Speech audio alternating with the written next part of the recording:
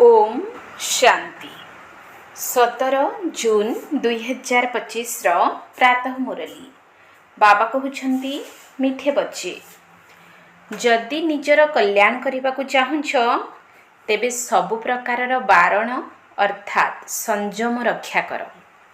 फूल अर्थात पवित्र हेबा पाई पवित्र आत्मा हाथरू शुद्ध भोजन खाओ।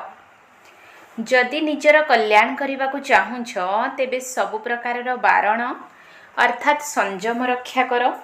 फूल अर्थात पवित्र हेबा पाई पवित्र आत्मा हाथरू शुद्ध भोजन खाओ। प्रश्न तुमे पिला माने वर्तमान एठारे केउ अभ्यास करूछ जहाँकि 21 जन्म पर्यंत रहिबो। तुमे पिला माने वर्तमान एठारे केउ अभ्यास करूछ जहाँकि 21 जन्म पर्यंत रहिबो। उत्तर सर्वदा शारीरिक एवं मानसिक सुस्थ रहिबार अभ्यास तुमे माने एही ठारे ही करूछ। तुमको दधीची ऋषिंक भली यज्ञर सेवारे निजर अस्थि को मध्य स्वाहा करिबाकु हेबो अर्थात सबकिछि समर्पण करिबाकु हेबो। किंतु एठारे हट जोगर कौनसी कथा नहीं। निजर शरीर को दुर्बल मध्य करिबार नहीं। वर्तमान तुमे जोग बल द्वारा 21 जन्म पाई सुस्थ हेउछ ताहार अभ्यास एही ठारे ही करूछ। ओम शांति। कॉलेज किंबा विश्वविद्यालय मानकरे अध्यापक मध्य छात्र छात्री मानकु देखि थांती। गोलाप फूल अर्थात भल विद्यार्थी केउठी बसिछि सामनारे किए बसिछि सेहीपरि एहा मध्य बगीचा सदृश अटे। एठारे मध्य समस्ते क्रम अनुसारे अछंती। एहिठारे ही गोलाप फूल देखुछि ता पाखरे रतन ज्योति फूल मध्य देखुछि केउठी अरख फूल मध्य देखुछि। बगीचार मालिकं को तो देखिबाकू पड़िबो ना। सेही बगीचार मालिक को ही डाकी थांती जे आसी ही कंटार जंगल को सफा करी फूलर कलमी लगाओ। वास्तव रे तुमे पिला माने ही जानुछ जे वर्तमान किपरि कंटारू फूलर चारा लागुछि।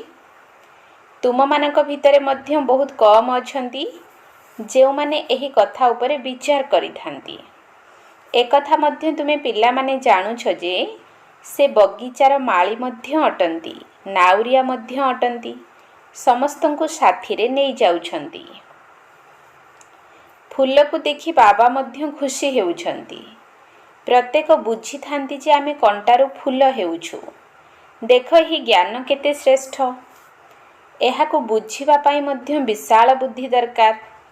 एमाने तो कलिजुगी नरकवासी अटंती। तुमे माने स्वर्गवासी हेउछ। सन्यासी माने तो घर द्वार छाड़ी चली जाई थांती। तुमको छाड़ी चली जीवार नाही। कहा कहा घरे जणे कंटा तो आउ जणे फूल अटंती। बाबा को कही कही पचारि थांती बाबा पिला मानकर विवाह कराइबु। बाबा कहिबे भले कराओ घरे रखी संभाल। पचारुछंती अर्थात पिला माननको मना करिवार साहस नाही। तेणु बाबा कहंती भले कराओ। कही थांती मु तो बेमार रहुछि पुणी बहु आसीबो तेबे ताहा हाथरू खाइबाकू पड़िबो। बाबा कहिबे ठीक अछि खाओ। बाबा कौन मना करिवे। परिस्थिति एपरी आसीबो खाइबाकू ही पड़िबो काहेकि ना मोह भी अछि ना। घर को बहु आसिले भाबंती जेपरी देवी आसीछि तेणु खुशी होई जांती। तेबे एहा तो बुझिबार कथा आमको फूल अर्थात पवित्र हेबाकू पड़िबो। तेणु पवित्र आत्मा को हाथरू खाइबा उचित। सेथिपाई निजर व्यवस्था करिबाकू हेबो। एथिरे पचारिबार कोन अछि। बाबा बुझाउछंती जे तुमे माने देवता हेउछ। एथिरे एही संयम दरकार। जेते बेसी संयमता पालन करिबो सेते तुमर कल्याण हेबो। बेसी संयमता पालन कले किछि कष्ट मध्य सहन करिबाकू हेबो। जदि रास्तारे भोक लागुछि तेबे खाद्य साथी रे नै जाओ। जदि कोनोसी असुविधा अछि आ किछि उपाय नाही तेबे स्टेशन रु पाउरुटी किनि नै खाओ। केवल बाबा को मने पकाओ। एहा को ही कुहा जाए जोग बल। ଏଥିରେ ହଟ୍ ଯୋଗର କିଛି କଥା ନାହିଁ, ଶରୀରକୁ ଦୁର୍ବଳ କରିବାର ନାହିଁ। ଦଧିଚି ଋଷିଙ୍କ ଭଳି ନିଜର ଅସ୍ଥିକୁ ମଧ୍ୟ ସ୍ୱାହା କରିବାକୁ ହେବ, ଅର୍ଥାତ୍ ସବୁକିଛି ସମର୍ପଣ କରିବାକୁ ହେବ। ଏଥିରେ ହଟ୍ ଯୋଗର କୌଣସି କଥା ନାହିଁ। ଏସବୁ ହେଉଛି ଭକ୍ତି ମାର୍ଗର କଥା। ଶରୀରକୁ ତ ସମ୍ପୂର୍ଣ୍ଣ ସୁସ୍ଥ ରଖିବାର ଅଛି। ଯୋଗ ଦ୍ୱାରା 21 ଜନ୍ମ ପାଇଁ ସୁସ୍ଥ ରହିବାକୁ ହେବ। ଏହି ଅଭ୍ୟାସ ଏହିଠାରେ ହିଁ କରିବାର ଅଛି। ବାବା ବୁଝାଉଛନ୍ତି ଯେ ଏଥିରେ ପଚାରିବାର କିଛି ଦରକାର ନାହିଁ। ହଁ, ଯଦି କୌଣସି ବଡ଼ କଥା ହେଲା, ସେଥିରେ ଦ୍ୱନ୍ଦ୍ୱରେ ପଡ଼ୁଛ, ତେବେ ପଚାରିପାରିବ। ଛୋଟ ଛୋଟ କଥା ବାବାଙ୍କୁ ପଚାରିବାରେ କେତେ ସମୟ ଯାଉଛି। ଉଚ୍ଚପଦସ୍ଥ ଲୋକ ବହୁତ କମ୍ କଥାବାର୍ତ୍ତା କରିଥାନ୍ତି। ଶିବ ବାବାଙ୍କୁ କୁହାଯାଉଛି ସଦ୍ଗତି ଦାତା। ରାବଣକୁ କ'ଣ ସଦ୍ଗତି ଦାତା କୁହାଯିବ କି? ଯଦି ସଦ୍ଗତି ଦାତା ହୋଇଥାନ୍ତା, ତେବେ ତାକୁ ଜଳାଇଥାନ୍ତେ କାହିଁକି? ପିଲାମାନେ ଜାଣିଛନ୍ତି ଯେ ରାବଣ ତ ପ୍ରସିଦ୍ଧ ଅଟେ। ଯଦିଓ ରାବଣ ଭିତରେ ବହୁତ ଶକ୍ତି ଅଛି, କିନ୍ତୁ ଶତ୍ରୁ ତ ଅଟେ ନା। ଅଧା କଳ୍ପ ରାବଣର ରାଜ୍ୟ ଚାଲୁଛି, ପରନ୍ତୁ ତାର କେବେ ମହିମା ଶୁଣିଛ? କିଛି ବି ନାହିଁ। ତୁମେ ଜାଣିଛ ଯେ ରାବଣ 5 ବିକାରକୁ କୁହାଯାଏ। ସାଧୁ ସନ୍ଥ ପବିତ୍ର ହୋଇଥାନ୍ତି, ତେଣୁ ସେମାନଙ୍କର ମହିମା କରାଯାଏ ନା। ଏହି ସମୟର ମନୁଷ୍ୟ ତ ସବୁ ପତିତ ଅଟନ୍ତି। ଯଦିଓ କେହି ଆସିଛନ୍ତି, ଧରିନିଅ କେହି ବଡ଼ ଲୋକ ଆସିଛନ୍ତି, କହୁଛନ୍ତି ବାବାଙ୍କୁ ଦେଖା କରିବୁ, ତେବେ ବାବା ସେମାନଙ୍କୁ କ'ଣ ପଚାରିବେ? ସେମାନଙ୍କୁ ତ ଏହା ପଚାରିବେ ଯେ ରାମ ରାଜ୍ୟ ଏବଂ ରାବଣ ରାଜ୍ୟ କେବେ ଶୁଣିଛ? ମନୁଷ୍ୟ ଏବଂ ଦେବତା କେବେ ଶୁଣିଛ? ଏବେ ଏଠାରେ ମନୁଷ୍ୟଙ୍କର ରାଜ୍ୟ ଚାଲିଛି ନା ଦେବତାଙ୍କର ରାଜ୍ୟ? ମନୁଷ୍ୟ କିଏ, ଦେବତା କିଏ?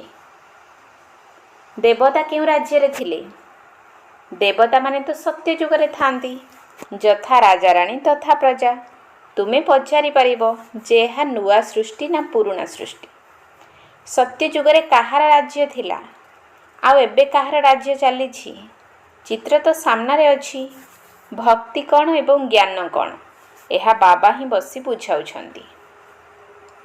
ଯେଉଁ ପିଲାମାନେ କହିଥାନ୍ତି ବାବା ଧାରଣା ହେଉନାହିଁ, ତାଙ୍କୁ ବାବା କହିଥାନ୍ତି, ଆରେ ଅଲଫ ଅର୍ଥାତ୍ ବାବା ଏବଂ ବେ ଅର୍ଥାତ୍ ବାଦଶାହୀ ତ ସହଜ ଅଟେ ନା।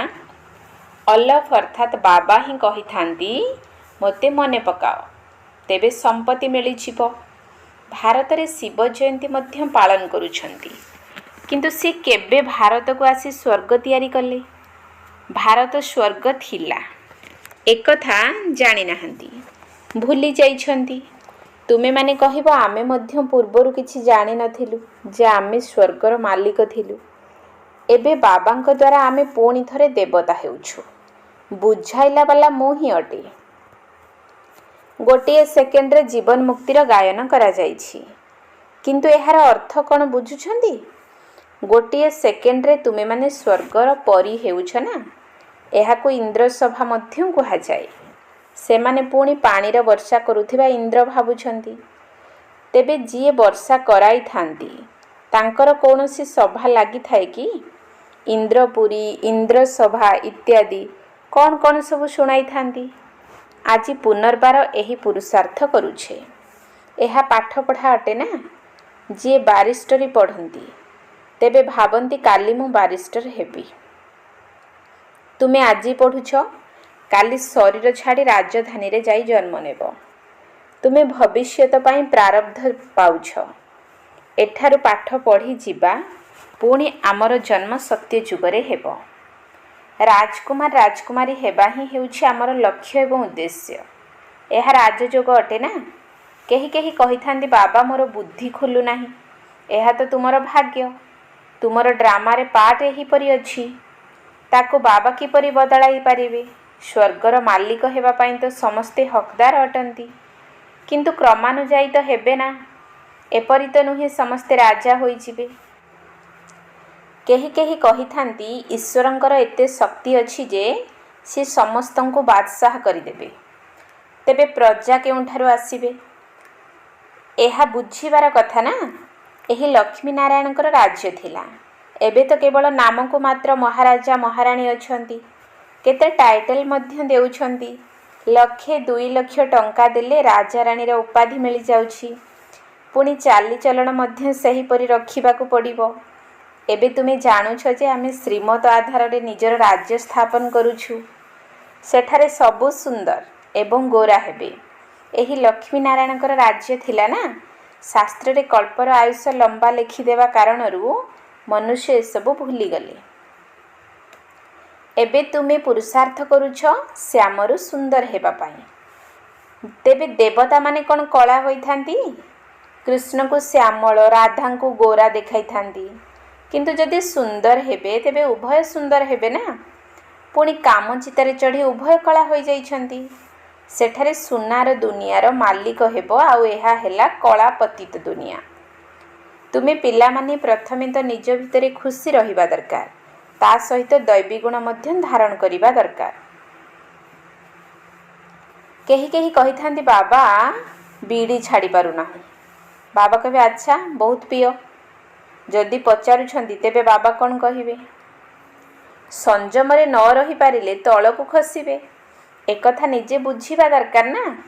ଆମେ ଦେବତା ହେଉଛେ, ତେବେ ଆମର ଚାଲି ଚଳନ, ଖାଦ୍ୟ ପାନୀୟ କିପରି ହେବା ଦରକାର? ସମସ୍ତେ କହିଥାନ୍ତି ଯେ ଆମେ ଲକ୍ଷ୍ମୀଙ୍କୁ ନାରାୟଣଙ୍କୁ ବରଣ କରିବୁ। ଆଚ୍ଛା ନିଜ ଭିତରକୁ ଦେଖ, ଏପରି ଗୁଣ ଅଛି? ମୁଁ ବିଡ଼ି ପିଉଛି, ତେବେ ନାରାୟଣ ହୋଇପାରିବି ତ? ନାରଦଙ୍କର ମଧ୍ୟ କାହାଣୀ ରହିଛି ନା। ନାରଦ କେହି ଜଣେ ତ ନୁହେଁ ନା, ସବୁ ମନୁଷ୍ୟ ଭକ୍ତ ଅର୍ଥାତ୍ ନାରଦ ଅଟନ୍ତି। ବାବା କହୁଛନ୍ତି ଦେବତା ହେଉଥିବା ସନ୍ତାନମାନେ ଅନ୍ତର୍ମୁଖୀ ହୋଇ ନିଜେ ନିଜ ସହିତ କଥା ହୁଅ। ଯେ ଆମେ ଦେବତା ହେବାକୁ ଯାଉଛୁ, ତେବେ ଆମର ଚାଲିଚଳନ କିପରି ହେବା ଦରକାର? ଆମେ ଦେବତା ହେଉଛେ, ତେଣୁ ମଦ ପିଇବା ନାହିଁ, ବିଡ଼ି ପିଇବା ନାହିଁ, ବିକାରଗ୍ରସ୍ତ ହେବା ନାହିଁ, ପତିତଙ୍କ ହାତରୁ ଖାଇବା ନାହିଁ, ନଚେତ ଅବସ୍ଥା ଉପରେ ପ୍ରଭାବ ପଡ଼ିବ। ଏହି କଥା ବାବା ବସି ବୁଝାଉଛନ୍ତି। କିନ୍ତୁ ଡ୍ରାମାର ରହସ୍ୟକୁ ମଧ୍ୟ କେହି ଜାଣିନାହାନ୍ତି। ଏହା ନାଟକ ଅଟେ। ଏଠାରେ ସମସ୍ତେ ଅଭିନେତା ଅଟନ୍ତି। ଆମେ ଆତ୍ମାମାନେ ଉପରୁ ଆସିଛୁ। ଅଭିନୟ ତ ସାରା ଦୁନିଆର କଳାକାରମାନଙ୍କୁ କରିବାକୁ ହେବ। ସମସ୍ତଙ୍କର ନିଜ ନିଜର ପାର୍ଟ ରହିଛି। କେତେ ଅଭିନେତା ଅଛନ୍ତି, କିପରି ଅଭିନୟ କରୁଛନ୍ତି? ଏହା ଭିନ୍ନ ଭିନ୍ନ ଧର୍ମର ବୃକ୍ଷ ଅଟେ ନା। ଗୋଟିଏ ଆମ୍ବ ଗଛକୁ ବିବିଧତାପୂର୍ଣ୍ଣ ଗଛ ବୋଲି କୁହାଯାଏ ନାହିଁ। ସେଥିରେ ତ କେବଳ ଆମ୍ବ ହିଁ ହେବ। ଏହା ମନୁଷ୍ୟ ସୃଷ୍ଟିର ବୃକ୍ଷ, ଯାହାର ନାମ ବିବିଧତାପୂର୍ଣ୍ଣ ଧର୍ମର ବୃକ୍ଷ। ଏହାର ମଞ୍ଜି ତ ଜଣେ ହିଁ ଅଟନ୍ତି। ମନୁଷ୍ୟ କେତେ ପ୍ରକାରର ଅଛନ୍ତି, କିଏ କିପରି କିଏ କିପରି। ଏହା ବାବା ବସି ବୁଝାଉଛନ୍ତି। ମନୁଷ୍ୟ ତ କିଛି ବି ଜାଣିନାହାନ୍ତି। ମନୁଷ୍ୟଙ୍କୁ ବାବା ହିଁ ପାରସ ବୁଦ୍ଧି କରୁଛନ୍ତି। ତୁମେ ପିଲାମାନେ ଜାଣିଛ ଯେ ଏହି ପୁରୁଣା ଦୁନିଆରେ ଆଉ ବାକି ଅଳ୍ପ ଦିନ ରହିବୁ। କଳ୍ପ ପୂର୍ବ ଭଳି ଚାରା ଲାଗୁଛି। ଉତ୍ତମ ପ୍ରଜା, ସାଧାରଣ ପ୍ରଜାଙ୍କର ମଧ୍ୟ ଚାରା ଲାଗୁଛି। ଏହିଠାରେ ହିଁ ରାଜଧାନୀ ସ୍ଥାପନ ହେଉଛି। ପିଲାମାନଙ୍କୁ ପ୍ରତି କଥାରେ ବିଚାର କରିବାକୁ ପଡ଼ିଥାଏ। ଏପରି ନୁହେଁ ଯେ ମୁରଲି ଶୁଣ କି ନ ଶୁଣ। ଏଠାରେ ବସିଲେ ମଧ୍ୟ ବୁଦ୍ଧି ବାହାରକୁ ଚାଲିଯାଉଛି। ଏପରି ମଧ୍ୟ ଅଛନ୍ତି, କେହି ତ ସମ୍ମୁଖରେ ମୁରଲି ଶୁଣିକରି ବହୁତ ଗଦଗଦ ହୋଇଥାନ୍ତି, ମୁରଲି ଶୁଣିବା ପାଇଁ ଦୌଡ଼ିଥାନ୍ତି। ଭଗବାନ ପଢ଼ାଉଛନ୍ତି, ତେଣୁ ଏପରି ପାଠକୁ ଛାଡ଼ିବା ଉଚିତ କି? ଟେପ୍ରେ ମୁରଲି ତ ଅବିକଳ ଭରା ହୋଇଥାଏ, ତାହା ଶୁଣିବା ଦରକାର। ସାହୁକାରମାନେ କିଣିଲେ, ଗରିବ ଶୁଣିବେ। କେତେ ଆତ୍ମାଙ୍କର କଲ୍ୟାଣ ହୋଇଯିବ। ଗରିବ ସନ୍ତାନ ମଧ୍ୟ ନିଜର ଭାଗ୍ୟ ବହୁତ ଶ୍ରେଷ୍ଠ କରିପାରିବେ। ବାବା ପିଲାମାନଙ୍କ ପାଇଁ ଘର ତିଆରି କରୁଛନ୍ତି। ଗରିବ 2 ଟଙ୍କା ମଧ୍ୟ ମନି ଅର୍ଡ଼ର କରୁଛନ୍ତି। କହୁଛନ୍ତି ବାବା ଏହି ପଇସାରେ ଗୋଟିଏ ଇଟା ଘର ତିଆରିରେ ଲଗାଇ ଦିଅ। 1 ଟଙ୍କା ଯଜ୍ଞରେ ଲଗାଇ ଦିଅ। କେହି ତ ହୁଣ୍ଡି ଭରିଲା ବାଲା ମଧ୍ୟ ଥିବେ ନା। ମନୁଷ୍ୟ ଡାକ୍ତରଖାନା ଆଦି ତିଆରି କରିଥାନ୍ତି। କେତେ ଖର୍ଚ୍ଚ ହୋଇଥାଏ। ସାହୁକାରମାନେ ସରକାରଙ୍କୁ ବହୁତ ସାହାଯ୍ୟ କରିଥାନ୍ତି। ସେମାନଙ୍କୁ କ'ଣ ମିଳିଥାଏ? ଅଳ୍ପକାଳର ସୁଖ। ଏଠାରେ ତ ତୁମେ ଯାହା କରୁଛ 21 ଜନ୍ମ ପାଇଁ। ଦେଖୁଛ ବ୍ରହ୍ମା ବାବା ସବୁ କିଛି ଦେଇଦେଲେ, ବିଶ୍ୱର ପ୍ରଥମ ନମ୍ବର ମାଲିକ ହେଲେ। ତେବେ 21 ଜନ୍ମ ପାଇଁ ଏହି ବ୍ୟାପାର କିଏ ବା ନ କରିବ? ସେଥିପାଇଁ ବାବାଙ୍କୁ ଭୋଳାନାଥ କହିଥାନ୍ତି ନା। ଏହା ବର୍ତ୍ତମାନର ହିଁ କଥା। ସେ କେତେ ଭୋଳା ଅଟନ୍ତି। କହିଥାନ୍ତି ଯାହା କିଛି କରିବାର ଅଛି ତାହା ଏବେ କର। କେତେ ଗରିବ କନ୍ୟା ଅଛନ୍ତି, ସିଲେଇ କରି ପେଟ ପୋଷୁଛନ୍ତି। ବାବା ଜାଣିଛନ୍ତି ଏ ବହୁତ ଉଚ୍ଚ ପଦ ପ୍ରାପ୍ତ କରିବେ। ସୁଦାମାର ମଧ୍ୟ ଉଦାହରଣ ରହିଛି ନା। ଚାଉଳ ମୁଠାଏ ବଦଳରେ 21 ଜନ୍ମ ପାଇଁ ମହଲ ମିଳିଗଲା। ତୁମେ ଏହି କଥା ପୁରୁଷାର୍ଥର କ୍ରମାନୁସାରେ ଜାଣୁଛ। ବାବା କହୁଛନ୍ତି ମୁଁ ଭୋଳାନାଥ ମଧ୍ୟ ଅଟେ ନା। ଏହି ଦାଦା ତ ଭୋଳାନାଥ ନୁହନ୍ତି। ଇଏ ମଧ୍ୟ କହିଥାନ୍ତି ଭୋଳାନାଥ ଶିବ ବାବା ଅଟନ୍ତି। ତେଣୁ ତାଙ୍କୁ ସୌଦାଗର, ରତ୍ନାଗର, ଯାଦୁଗର କୁହାଯାଇଛି। ତୁମେ ବିଶ୍ୱର ମାଲିକ ହେଉଛ। ବର୍ତ୍ତମାନ ଭାରତ କାଙ୍ଗାଳ ହୋଇଯାଇଛି। ଏଠାରେ ପ୍ରଜା, ସାହୁକାର ଆଉ ସରକାର ଗରିବ ଅଟେ। ଏବେ ତୁମେମାନେ ଜାଣୁଛ ଯେ ଭାରତ କେତେ ଶ୍ରେଷ୍ଠ ଥିଲା, ସ୍ୱର୍ଗ ଥିଲା। ତାହାର ପ୍ରମାଣ ମଧ୍ୟ ରହିଛି। ସୋମନାଥ ମନ୍ଦିରରେ କେତେ ହୀରା ନୀଳାର ଅଳଙ୍କାର ସଜା ହୋଇଥିଲା, ଯାହାକୁ ଓଟ ପିଠିରେ ଲଦି କରି ନେଇଗଲେ। ତୁମେ ପିଲାମାନେ ଜାଣୁଛ ଯେ ଏବେ ଏହି ଦୁନିଆ ନିଶ୍ଚିତ ବଦଳିବାକୁ ଯାଉଛି। ସେଥିପାଇଁ ତୁମେ ପ୍ରସ୍ତୁତ ହେଉଛ। ଯିଏ କରିବ ସିଏ ପାଇବ। ମାୟାର ବିରୋଧ ମଧ୍ୟ ବହୁତ ହୋଇଥାଏ। ତୁମେ ହେଉଛ ଈଶ୍ୱରଙ୍କର ଅନୁଗାମୀ, ବାକି ସବୁ ରାବଣର ଅନୁଗାମୀ ଅଟନ୍ତି। ତୁମେ ହେଉଛ ଶିବ ବାବାଙ୍କର। ଶିବ ବାବା ତୁମକୁ ସମ୍ପତ୍ତି ଦେଉଛନ୍ତି। ତେଣୁ ବାବାଙ୍କ ବ୍ୟତୀତ ଆଉ କୌଣସି କଥା ବୁଦ୍ଧିରେ ଆସିବା ଉଚିତ ନୁହେଁ। ଆଚ୍ଛା, ମିଠା ମିଠା ଶିଖିଲେ ଅଧେ ସନ୍ତାନମାନଙ୍କ ପ୍ରତି ମାତା ପିତା ବାପଦାଦାଙ୍କର ମଧୁର ସ୍ନେହ ସମ୍ପନ୍ନ ଶୁଭେଚ୍ଛା ଏବଂ ସୁପ୍ରଭାତ। ଆତ୍ମିକ ପିତାଙ୍କର ଆତ୍ମିକ ସନ୍ତାନମାନଙ୍କୁ ନମସ୍ତେ। ଆତ୍ମିକ ସନ୍ତାନମାନଙ୍କର ଆତ୍ମିକ ବାପଦାଦାଙ୍କୁ ନମସ୍ତେ ନମସ୍ତେ ନମସ୍ତେ। ସୁପ୍ରଭାତ। ଧାରଣ ପାଇଁ ମୁଖ୍ୟ ସାର। 1 ନମ୍ବର ପଏଣ୍ଟ, ଅନ୍ତର୍ମୁଖୀ ହୋଇ ନିଜେ ନିଜ ସହିତ କଥା ହେବାକୁ ପଡ଼ିବ।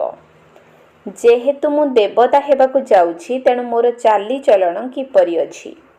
ମୁଁ କୌଣସି ଅଶୁଦ୍ଧ ଖାଦ୍ୟପେୟ ଗ୍ରହଣ କରୁନାହିଁ ତ? ଅନ୍ତର୍ମୁଖୀ ହୋଇ ନିଜେ ନିଜ ସହିତ କଥା ହେବାକୁ ପଡ଼ିବ।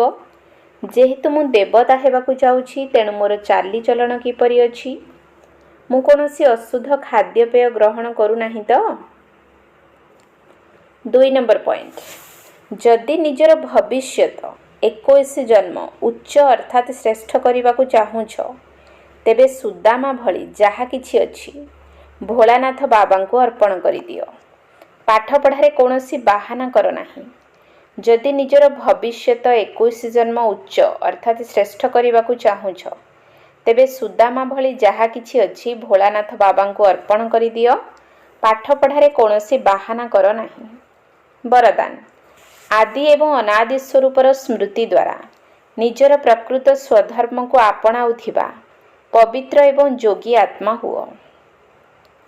ଆଦି ଏବଂ ଅନାଦି ସ୍ୱରୂପର ସ୍ମୃତି ଦ୍ୱାରା ନିଜର ପ୍ରକୃତ ସ୍ୱଧର୍ମକୁ ଆପଣାଉଥିବା ପବିତ୍ର ଏବଂ ଯୋଗୀ ଆତ୍ମା ହୁଅ। ବ୍ରାହ୍ମଣମାନଙ୍କର ନିଜର ସ୍ୱଧର୍ମ ପବିତ୍ରତା ଅଟେ, ଅପବିତ୍ରତା ପରଧର୍ମ ଅଟେ।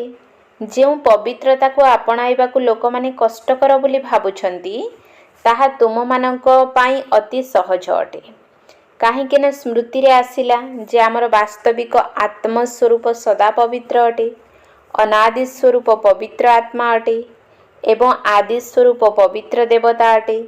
ବର୍ତ୍ତମାନର ଅନ୍ତିମ ଜନ୍ମ ମଧ୍ୟ ପବିତ୍ର ବ୍ରାହ୍ମଣ ଜୀବନ ଅଟେ। ସେଥିପାଇଁ ପବିତ୍ରତା ହିଁ ବ୍ରାହ୍ମଣ ଜୀବନର ବ୍ୟକ୍ତିତ୍ୱ ଅଟେ ଏବଂ ଯିଏ ପବିତ୍ର ସେ ହିଁ ଯୋଗୀ ଅଟେ। ସ୍ଲୋଗାନ, ସହଜ ଯୋଗୀ ବୋଲି କହି ଅବହେଳା ପଣିଆ ଆଣ ନାହିଁ, ଶକ୍ତି ସ୍ୱରୂପ ହୁଅ। ସହଜ ଯୋଗୀ ବୋଲି କହି ଅବହେଳା ପଣିଆ ଆଣ ନାହିଁ, ଶକ୍ତି ସ୍ୱରୂପ ହୁଅ। ଅବ୍ୟକ୍ତ ଇଶାରା, ଆତ୍ମିକ ସ୍ଥିତିରେ ରହିବାର ଅଭ୍ୟାସ କର ଏବଂ ଅନ୍ତର୍ମୁଖୀ ହୁଅ।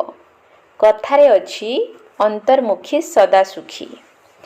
ସେମାନଙ୍କୁ ବାହାରର କୌଣସି ଆକର୍ଷଣ ଆକର୍ଷିତ କରିପାରିବ ନାହିଁ। କେବେ ମନମତ, କେବେ ପରମତ ଆକର୍ଷିତ କରିପାରିବ ନାହିଁ। ତେବେ ଅନ୍ତର୍ମୁଖୀ ସଦା ସୁଖୀ ରହୁଥିବା ଆତ୍ମାମାନେ ସୁଖଦାତାଙ୍କର ସନ୍ତାନ ମାଷ୍ଟର ସୁଖଦାତା ହୋଇଥିବେ। ବାହାରମୁଖତାଠାରୁ ନିଶ୍ଚିତ ମୁକ୍ତ ହୋଇଥିବେ। ଓମ୍ ଶାନ୍ତି।